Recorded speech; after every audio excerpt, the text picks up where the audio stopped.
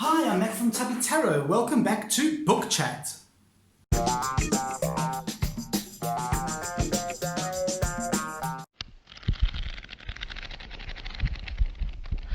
Hi, welcome back, guys.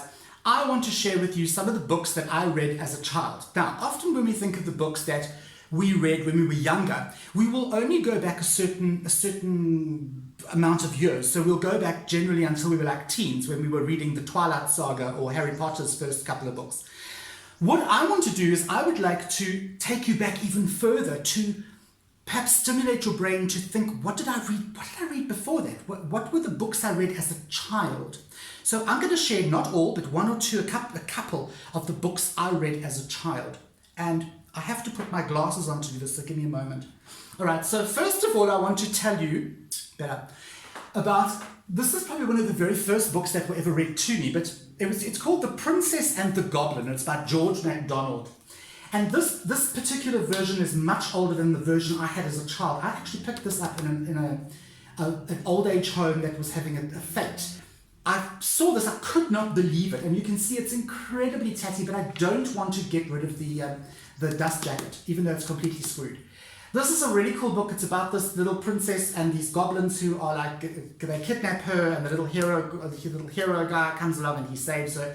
But it's quite strange enough, it's quite a dark book. And it is a little children's book. It's a fairy tale, but it's quite a dark fairy tale. If you can get hold of this new or whatever, or if you do see this book, pick it up, read it to your kids. It's phenomenal. Now, I want to tell you that my very first, you can laugh at this, my very, very first introduction to Shakespeare, yes, Shakespeare, that Shakespeare, was this. It's Charles and Mary Lamb, and they've written many, many books. They've taken classics, like really old classics, and they've converted them into children's books. And what I really like this is Arthur Rackham did the illustrations. So Charles and Mary Lamb, these are Shakespeare stories written for kids, okay? And I loved this book. Oh my gosh. Again, I've picked this book up. This is not the actual version that I had as a kid. This has been kind of picked up at a second-hand store, and I got it for virtually nothing. And it's in mint condition. It's really in good condition. Obviously, it's been sort of rewritten for children, so the stories have been made incredibly simple, and of course it's not all in Shakespearean language. But look at these beautiful drawings by Arthur Rackham. If you don't know who Arthur Rackham is, please go and look him up. He did incredible illustrations for many, many books, and he's even been kind of rediscovered and put onto tarot cards and mugs and t-shirts and stuff. So Arthur Rackham, go and see who he is. Loved this book, my introduction to Shakespeare when I was a little wee. Okay. The other books that I read when I was very young were by Enid Blyton. Now, I know Enid Blyton is very controversial. If you don't know why she is controversial, again, go and look up why she's controversial. I'm not going to mention it here because I think there's certain words, if I mention them, YouTube will take my video down. So go and see why Enid Blyton was so controversial. But one of the very first books, and I've never been able to get this book out of my mind, is a book called The Magic Faraway Tree. Now, I bought this for my nephew, that's why it's a new book. And the sad thing about all Enid Blyton's Magic Faraway Tree and Wishing Chair books, because they're more than one, is that these modern versions have been made politically correct. So, for instance, one of the characters in here, his name used to be, in the original, was Dame Slap. But of course, you don't slap children anymore because she was the headmistress of a school for children. So now they call her Dame Snap. One of the other characters was called Fanny. She's one of the main children in this book. It's about all these children who go up this amazing kind of magic tree and meet all the people in the tree. Her name was Fanny, but of course, we don't call little girls Fanny anymore, and her name has been changed to Franny.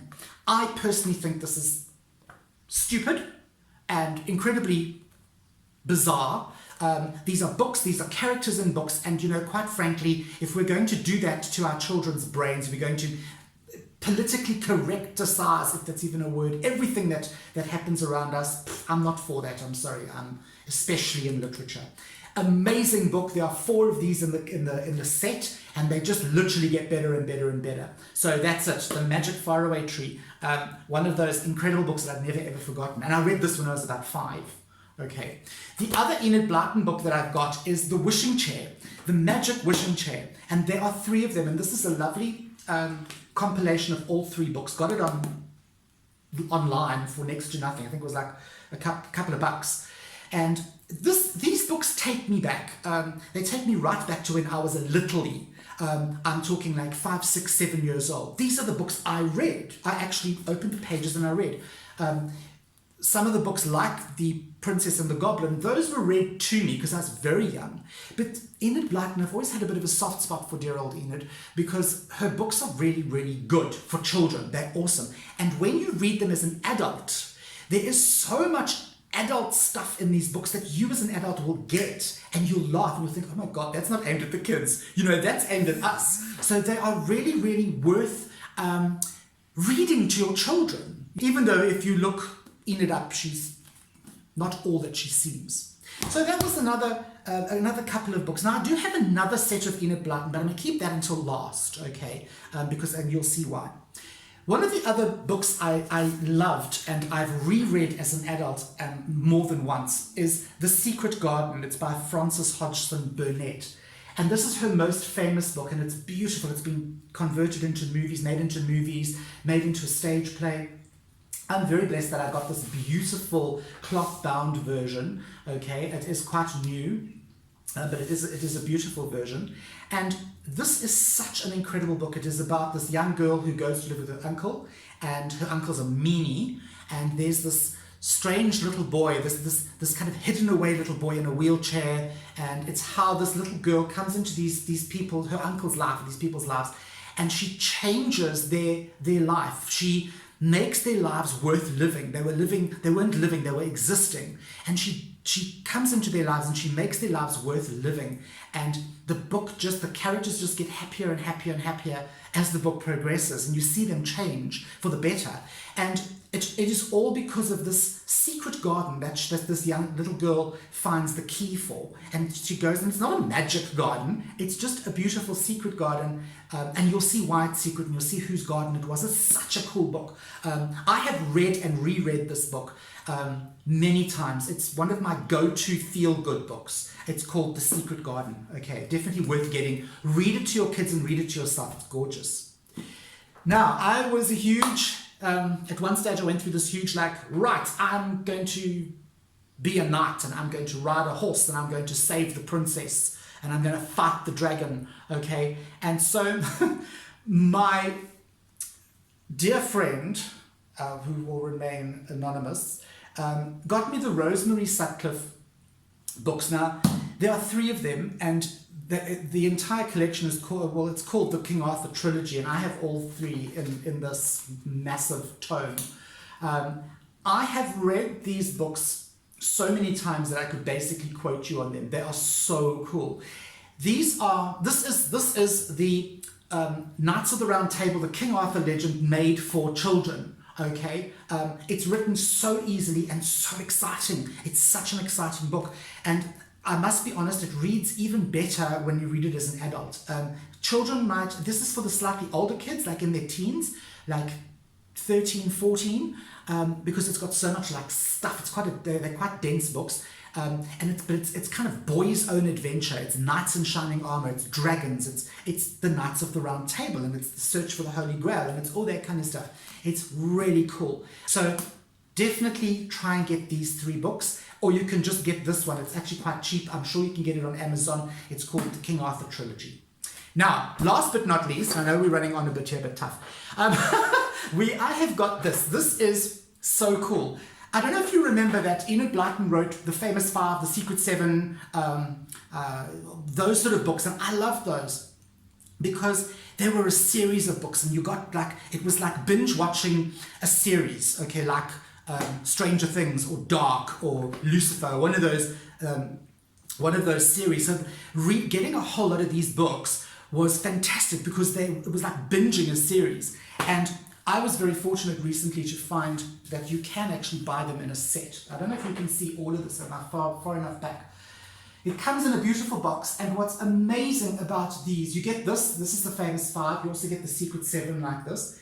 I want to show you this, it is beautiful. It also has the original, the covers of these books are the original, when these books were first published, these are the original covers, these are duplicates of the original covers that were on these books when they were first published, and they are beautiful, they are magnificent. The famous 5. Love, love, love these books. I have reread them as an adult. Some of them do not stand up to close scrutiny, but most of them do, and they are just such exciting books. Even reading them now as an adult, a lot of the mystery and the drama it's almost Agatha Christie in a way. It's really good. She wrote these books with such an eye to detail and such an eye to mystery and solving the mystery and having these children solve the mystery that, as I say, 90% of these books still stand up today. So, what books did you read as a child? I'm not talking Twilight and that sort of thing. And I want you to tell me what you read as a littlie, or what was read to you, okay? And thank you for listening to me ramble on about my childhood. I'm Matt from Tubby Tarot, and this has been Book Chat.